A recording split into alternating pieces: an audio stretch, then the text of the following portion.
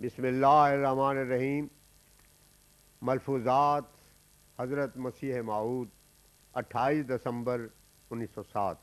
حضرت اقدس نے سالانہ جلسہ سے خطاب کرتے ہوئے ارشاد فرمایا، یہ ایک ضروری نصیحت ہے اور اس کو یاد رکھو کہ اگر کوئی شخص مصیبت زدہ ہو تو اسے ڈرنا چاہیے کہ ایسا نہ ہو کہ اس سے بڑھ کر اس پر کوئی مصیبت گرے، کیونکہ دنیا دارالمصائب ہے اور اس میں غافل ہو کر بیٹھنا اچھا نہیں۔ اکثر مصائب متنبع کرنے کے واسطے آتے ہیں۔ ابتداء میں اس کی صورت خفیف ہوتی ہے، انسان اس کو مصیبت نہیں سمجھتا، پھر وہ بےتاب کرنے والی مصیبت ہو جاتی ہے۔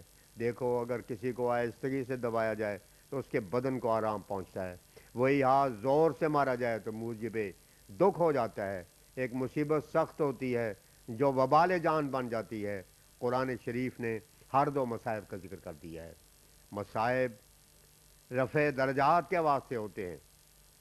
حضرت ابراہیم اس بات پر روتے دھوتے نہ رہے کہ خدا تعالیٰ نے مجھ سے بیٹا مانگا ہے، بلکہ انہوں نے اس بات پر خدا تعالیٰ کا شکر کیا کہ خدمت کا موقع ملا ہے۔ لڑکے کی ماں نے بھی رضامندی دی اور لڑکا بھی اس بات پر راضی ہوا۔ ذکر ہے کہ ایک دفعہ ایک مسجد کا مینار گر گیا تو شاہ وقت نے سجدہ کیا کہ خدا تعالیٰ نے مجھے اس خدمت میں سے حصہ لینے کا موقع دیا ہے کہ بزرگ بادشاہوں نے اس مسجد کی بنا کرنے میں حاصل کی تھی۔ وقت تو بہرحال گزر جاتا ہے، گوشت پلاؤ کھانے والے بھی تو آخر مر جاتے ہیں، لیکن جو شخص تلخیاں دیکھ کر صبر کرتا ہے اس کو بالآخر اجر ملتا ہے۔ 1,24,000 نبی کی اس بات پر شہادت ہے کہ صبر کا اجر ضرور ہے۔ جو لوگ خدا تعالیٰ کی خاطر صبر نہیں کرتے ان کو بھی صبر کرنا ہی پڑتا ہے، مگر پھر نہ وہ ثواب ہے اور نہ اجر۔ کسی عزیز کے مرنے کے وقت عورتیں سیاپا کرتی ہیں، بعض نادان مرد سر پر راکھ ڈالتے ہیں، تھوڑے عرصے کے بعد ہی صبر کر کے بیٹھ جاتے ہیں اور وہ سب کچھ بھول جاتے ہیں۔ ایک عورت کا ذکر ہے کہ اس کا بچہ مر گیا تھا اور وہ قبر پر کھڑی سیاپا کر رہی تھی۔ حضرت صلی اللہ علیہ وسلم وہاں سے گزرے تو آپ نے اسے فرمایا، تو خدا تعالیٰ سے ڈر اور صبر کر۔ اس کمبخت نے جواب دیا کہ تو جا، تجھ پر میرے جیسی مصیبت نہیں پڑی۔ بدبخت نہیں جانتی تھی کہ آپ تو 11 بچوں کے فوت ہونے پر بھی صبر کرنے والے ہیں۔ جب اس کو بعد میں معلوم ہوا کہ اس کو نصیحت کرنے والے خود حضرت صلی اللہ علیہ وسلم تھے، تو پھر آپ کے گھر میں آئی اور کہنے لگی کہ یا رسول اللہ، میں صبر کرتی ہوں۔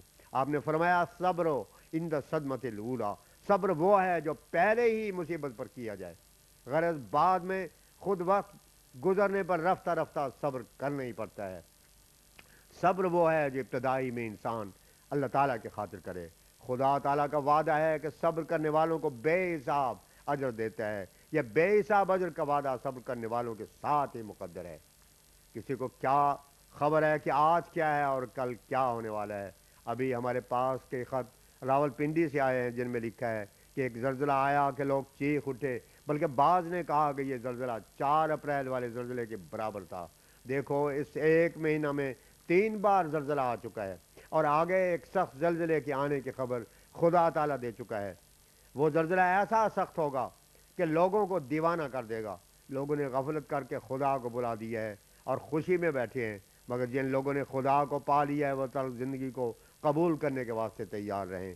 مصائب کا آنا ضروری ہے، خدا کی سنت ٹل نہیں سکتی۔ ہر ایک کو چاہیے کہ خدا سے دعا اور استغفار میں مصروف رہے اور خدا تعالیٰ کی رضا کے ساتھ اپنی رضا کو ملائے۔ جو شخص پہلے سے فیصلہ کر لیتا ہے ٹھوکر نہیں کھاتا۔ مال، اولاد، بیوی، بھائیوں سے پہلے ہی سمجھ لے کہ میرا ان سے کوئی تعلق نہیں، سب امانت خدا بندی ہیں۔ جب تک ہیں ان کی قدر، عزت اور خاطر خدمت کرو۔ جب خدا اپنی امانت کو واپس لے لے تو پھر رنج نہ کرو۔ دین کی جڑ اس میں ہے کہ ہر امر میں خدا تعالیٰ کو مقدم رکھو۔ دراصل ہم تو خدا کے ہیں اور خدا ہمارا ہے، اور کسی سے ہم کو کیا غرض ہے؟ ایک نہیں کروڑ اولاد مر جائے پر خدا راضی رہے تو کوئی غم کی بات نہیں۔ اگر اولاد زندہ بھی رہے تو بغیر خدا کے فضل کے وہ بھی موجب ابتلا ہو جاتی ہے۔ بعض آدمی اولاد کی وجہ سے جیل خانوں میں جاتے ہیں۔ شیخ سعدی علیہ رحمہ نے ایک شخص کا قصہ لکھا ہے کہ وہ اولاد کی شرارت کے سبب پابند زنجیر تھا۔ اولاد کو مہمان سمجھنا چاہیے، اولاد کو مہمان سمجھنا چاہیے، اس کی خاطر داری کرنی چاہیے، اس کی دلجوئی کرنی چاہیے، مگر خدا تعالیٰ پر کسی کو مقدم نہیں کرنا چاہیے۔ اولاد کیا بنا سکتی ہے، خدا تعالیٰ کی رضا ضروری ہے۔ جن لوگوں کو خدا کی طرف پورا التفات نہیں ہوتا، انہی کو نماز میں بہت وساوس آتے ہیں۔ دیکھو ایک قیدی جب کہ ایک حاکم کے سامنے کھڑا ہوتا ہے تو کیا اس وقت اس کے دل میں کوئی وسوسہ گزرتا ہے؟ ہرگز نہیں۔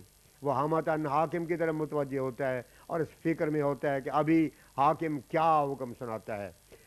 اس وقت وہ اپنے وجود سے بھی بالکل بے خبر ہوتا ہے۔ ایسے ہی جب صدق دل سے انسان خدا تعالیٰ کی طرف رجوع کرے اور سچے دل سے اس کے آستانے پر گرے تو پھر کیا مجال ہے کہ شیطان وساوس ڈال سکے۔ شیطان انسان کا پورا دشمن ہے۔ قرآن شریف میں اس کا نام عدو رکھا گیا ہے۔ اس نے اول تمہارے باپ کو نکالا، پھر وہ اس پر خوش نہیں، اب اس کا یہ ارادہ ہے کہ تم سب کو دوزخ میں ڈال دے۔ یہ دوسرا حملہ پہلے سے بھی زیادہ سخت ہے۔ وہ ابتدا سے بدی کرتا چلا آیا ہے، وہ چاہتا ہے کہ تم پر غالب آوے، لیکن جب تک کہ تم ہر بات میں خدا تعالیٰ کو مقدم رکھو گے وہ ہرگز تم پر غالب نہ آ سکے گا۔ جب انسان خدا کے راہ میں دکھ اٹھاتا ہے اور شیطان سے مغلوب نہیں ہوتا تب اس کو ایک نور ملتا ہے۔ جبکہ ایک مومن سب باتوں پر خدا تعالیٰ کو مقدم کر لیتا ہے تب اس کا خدا کی طرف رفع ہوتا ہے، وہ اسی زندگی میں خدا تعالیٰ کی طرف اٹھایا جاتا ہے اور ایک خاص نور سے منور کیا جاتا ہے۔ اس رفع میں وہ شیطان کی ذات سے ایسا بلند ہو جاتا ہے کہ پھر شیطان کا ہاتھ اس تک نہیں پہنچ سکتا۔ ہر ایک چیز کا خدا تعالیٰ نے اس دنیا میں بھی ایک نمونہ رکھا ہے اور اسی کی طرف اشارہ ہے کہ شیطان جب آسمان کی طرف چڑھنے لگتا ہے تو ایک شہاب ثاقب اس کے پیچھے پڑتا ہے جو اس کو نیچے گرا دیتا ہے۔ ثاقب روشن ستارے کو کہتے ہیں، اس چیز کو بھی ثاقب کہتے ہیں جو سراغ کر دیتی ہے، اور اس چیز کو بھی ثاقب کہتے ہیں جو بہت اونچی چلی جاتی ہو۔ اس میں حالت انسانی کے واسطے ایک مثال بیان کی گئی ہے جو اپنے اندر ایک نہ صرف ظاہری بلکہ ایک مخفی حقیقت بھی رکھتی ہے۔ جب انسان کو خدا تعالیٰ پر پکا ایمان حاصل ہو جاتا ہے تو اس کا خدا تعالیٰ کی طرف رفع ہو جاتا ہے اور اس کو ایک خاص قوت اور طاقت اور روشنیت آگے جاتی ہے جس کے ذریعے سے وہ شیطان کو نیچے گرا دیتا ہے۔ ثاقب مارنے والے کو بھی کہتے ہیں۔ ہر ایک مومن کے واسطے لازم ہے کہ وہ اپنے شیطان کو مارنے کی کوشش کرے اور اسے ہلاک کر ڈالے۔ جو لوگ روحانیت کی سائنس سے ناواقف ہیں وہ ایسی باتوں پر ہنسی کرتے ہیں۔ جو لوگ روحانیت کی سائنس سے ناواقف ہیں وہ ایسی باتوں پر ہنسی کرتے ہیں، مگر دراصل وہ خود ہنسی کے لائق ہیں۔ ایک قانون قدرت ظاہری ہے، ایسے ہی ایک قانون قدرت باطنی بھی ہے۔ ظاہری قانون باطنی کے واسطے بطور ایک نشان کے ہے۔ اللہ تعالیٰ نے مجھے بھی اپنی وحی میں فرمایا ہے کہ انت منی بمنزلۃ النجم الثاقب، تو مجھ سے بمنزلہ نجم ثاقب ہے۔ اس کے یہ معنی ہیں کہ میں نے تجھے شیطان کے مارنے کے واسطے پیدا کیا ہے۔ تیرے ہاتھ سے شیطان ہلاک ہو جائے گا۔ شیطان بلند نہیں کیا جا سکتا۔ اگر مومن بلندی پر چڑھ جائے تو شیطان پھر اس پر غالب نہیں آ سکتا۔ مومن کو چاہیے کہ وہ خدا تعالیٰ سے دعا کرے کہ اس کو ایک ایسی طاقت مل جائے جس سے وہ شیطان کو ہلاک کر سکے۔ جتنے برے خیالات پیدا ہوتے ہیں ان سب کا دور کرنا شیطان کو ہلاک کرنے پر منحصر ہوتا ہے۔ مومن کو چاہیے کہ استقلال سے کام لے، ہمت نہ ہارے، شیطان کو مارنے کے پیچھے پڑا رہے، آخر وہ ایک دن کامیاب ہو جائے گا۔ خدا تعالیٰ رحیم و کریم ہے، جو لوگ اس کی راہ میں کوشش کرتے ہیں وہ آخر ان کو کامیابی کا منہ دکھا دیتا ہے۔ بڑا درجہ انسان کے اسی میں ہے کہ وہ اپنے شیطان کو ہلاک کرے۔ ایسے ضروری کام کو چھوڑ کر مومن کا اصل منشا ہے۔ بعض لوگ اور باتوں کے پیچھے پڑ جاتے ہیں، مثلا کسی کو ایک خواب آ جائے، یہ چند الفاظ زبان پر جاری ہو جائیں تو وہ سمجھتا ہے کہ میں اب ولی ہو گیا ہوں۔ یہی نقطہ ہے جس پر انسان دھوکہ کھاتا ہے۔ خواب تو چوڑوں، چماروں اور کنجروں کو بھی آ جاتے ہیں اور سچے بھی ہو جاتے ہیں۔ ایسی چیز پر فرق کرنا لعنت ہے۔ فرض کرو کہ ایک شخص کو چند خوابیں آ گئی ہیں اور وہ بھی سچی ہو گئی ہیں، مگر اس سے کیا بنتا ہے؟ کیا سخت پیاس کے وقت ایک شخص کو 2-4 قطرے پانی کی پلائے جائیں تو وہ بچ جائے گا؟ ہرگز نہیں، بلکہ اس کی تبش اور بھی بڑھے گی۔ ایسے ہی جب تک کسی انسان کو پوری مقدار معرفت کی اپنی کیفیت اور کثرت کے ساتھ حاصل نہ ہو تب تک یہ خوابیں کچھ شے نہیں۔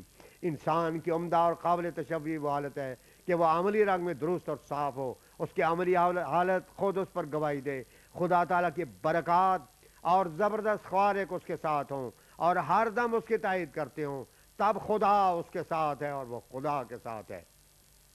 ہر ایک بات میں شیطان ایک موقع نکال دیتا ہے کہ لوگوں کو کسی طرح سے بہکائے کیونکہ ہم بار بار اپنے وحی اور الہام پیش کرتے ہیں، اس واسطے بعض لوگوں کو یہ خیال ہوا کہ ہم بھی ایسا ہی کریں۔ یہ ایک ابتلا ہے جو ان پر وارد ہوا، اور اس کی ہلاکت کی راہ میں شیطان نے ان کی امداد کی، اور ان کو شیطانی القاء اور حدیث نفس شروع ہوا۔ چراغ دین، الہی بخش، فقیر مرزا اور دوسرے بہت سے اس راہ میں ہلاک ہو گئے، اور ہنوز بہت سے ایسے ہیں جن کا قدم اسی راہ پر ہے۔ ہماری جماعت کے آدمیوں کو چاہیے کہ ایسی باتوں سے دل ہٹا لیں۔ قیامت کے دن خدا تعالیٰ ان سے یہ نہیں پوچھے گا کہ تم کو کس قدر الہام ہوئے تھے یا کتنی خوابیں آئی تھیں، بلکہ عمل صالح کے متعلق سوال ہوگا کہ کس قدر نیک عمل تم نے کیے ہیں۔ الہام وہی تو خدا تعالیٰ کا فعل ہے، کوئی انسانی عمل نہیں۔ خدا تعالیٰ کے فعل پر اپنا فخر جاننا اور خوش ہونا جاہل کا کام ہے۔ حضرت رسول کریم صلی اللہ علیہ وسلم کو دیکھو کہ آپ بعض دفعہ رات کو اس قدر عبادت میں کھڑے ہوتے تھے کہ پاؤں پر ورم ہو جاتا تھا۔ ساتھی نے عرض کی کہ آپ تو گناہوں سے پاک ہیں، اس قدر محنت پھر کس لیے؟ فرمایا افلا اکون عبدا شکورا، کیا میں شکر گزار نہ بنوں؟ انسان کو چاہیے کہ مایوس نہ ہوئے۔ گناہوں کا عملہ سخت ہوتا ہے اور اصلاح مشکل نظر آتی ہے، مگر گھبرانا نہیں چاہیے۔ بعض لوگ کہتے ہیں کہ ہم تو بڑے گناہ گار ہیں، نفس ہم پر غالب ہے، ہم کیوں کرنے کو کار ہو سکتے ہیں؟ ان کو سوچنا چاہیے کہ مومن کبھی نا امید نہیں ہوتا۔ خدا تعالیٰ کی رحمت سے نا امید ہونے والا شیطان ہے اور کوئی نہیں۔ مومن کو کبھی بزدل نہیں ہونا چاہیے، گو کیسے ہی گناہ سے مغلوب ہو۔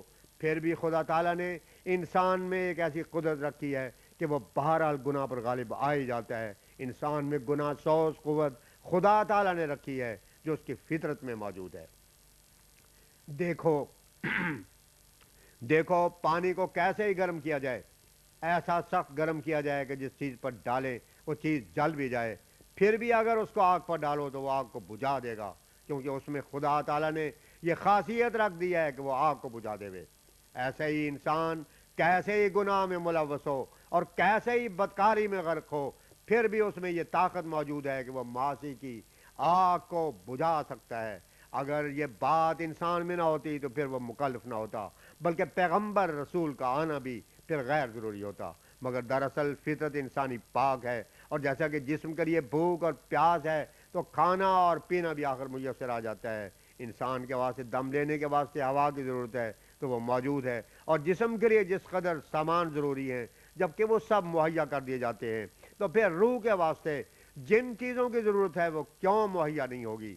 خدا تعالیٰ رحیم غفور اور ستار ہے، اس نے روحانی بچاؤ کے واسطے بھی تمام سامان مہیا کر دیے ہیں۔ انسان کو چاہیے کہ روحانی پانی کو تلاش کرے تو وہ اسے ضرور پالے گا، اور روحانی روٹی کو ڈھونڈے تو وہ اسے ضرور دے دی جائے گی۔ جیسا کہ ظاہری قانونی قدرت ہے ویسے ہی باطن میں بھی قانونی قدرت ہے، لیکن تلاش شرط ہے۔ جو تلاش کرے گا وہ ضرور پالے گا۔ خدا تعالیٰ کے ساتھ تعلق پیدا کرنے میں جو شخص سعی کرے گا خدا تعالیٰ اس سے ضرور راضی ہو جائے گا۔ یہ آخری زمانہ تھا اور تاریکی سے بھرا ہوا تھا۔ اس زمانے کے متعلق خدا تعالیٰ کا وعدہ تھا کہ اس زمانے میں ایک آفتاب نکلے گا۔ مولوی لوگوں کو دیکھنا چاہیے کہ اس زمانے میں تقویٰ کی کیا حالت ہو رہی ہے۔ ایک آدمی نے 4 روپے کے زیور کے پیچھے ایک بچے کو قتل کر دیا تھا۔ ان مولویوں سے جو ہم پر کفر کا فتویٰ لگاتے ہیں، کوئی یہ پوچھے کہ کیا ہم کلمہ نہیں پڑھتے، پھر کیا وجہ ہے کہ ان کے نزدیک ہم ہندو، عیسائی وغیرہ ہر ایک سے بدتر ہیں؟ اصل بات یہ ہے کہ یہ مولوی لوگ تمہیں نفسانی کے بندے ہیں۔ ایک شخص نے مجھے خوب کہا تھا کہ ان مولویوں کا خاموش کرانا کیا مشکل تھا، آپ ان سب کو بلا کر 2 روپے دے دیتے تو سب خاموش ہو جاتے اور کوئی بھی آپ کے مخالفت نہ کر سکتا۔ میں نے کہا کہ ہم نے تو ان لوگوں کے تقویٰ پر بھروسہ کیا تھا، ہمیں کیا معلوم تھا کہ ایسے نفسانی بندے نکلیں گے۔ یہ تو ممبروں پر کھڑے ہو کر کہا کرتے تھے کہ موسیٰ کہاں اور عیسیٰ کہاں۔ ہمیں کیا معلوم تھا کہ باوجود ایسے خطبے پڑھنے اور سنانے کے یہ وفات مسیح پر ایسے مشتعل ہوں گے کہ گویا تمام دار و مدار اسلام کا حضرت عیسیٰ کی زندگی پر ہے۔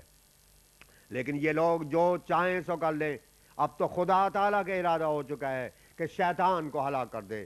شیطان کی یہ آخری جنگ ہے اور وہ ضرور ہلاک ہوگا، وہ ضرور قتل کیا جائے گا۔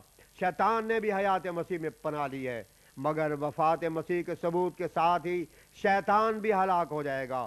شیطان نے پادریوں کے ہاں اور ان کے حامیوں کے ہاں بسیرا کیا ہے، مگر خدا کے مسیح کے ساتھ ملائک اور راست باز لوگ جمع ہو رہے ہیں۔